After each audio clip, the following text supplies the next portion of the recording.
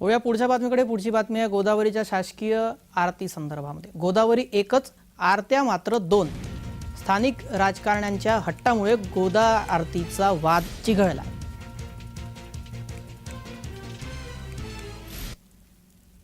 दरम्यान गोदावरी महाआरतीचा हा वाद नेमका काय ते सुद्धा आपण ग्राफिक्सच्या माध्यमातून पाहूयात। शासकीय गोदा आरतीची मूळ संकल्पना पुरोहित संघाची आहे। पुरोहित संघाला डावलून रामतीर्थ समितीची गोदा आरती प्रकरणी कुरघोडी होती। शासकीय महाआरतीमुळे पुरोहित संघ आणि रामतीर्थ सेवा समितीमध्ये वाद आहे। पुरोहित संघाच्या विरोधामुळे आरतीची जागा बदलली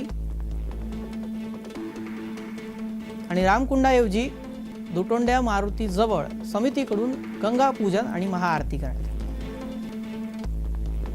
पुरोहित संघाकडून तिथीनुसार गोदावरीचा जन्मोत्सव आणि महाआरती संपन्न झाला।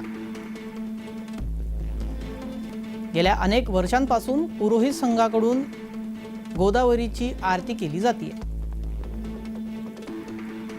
गोदा आरतीसाठी राज्य सरकारचा 11 कोटींचा निधी वितरित होतो।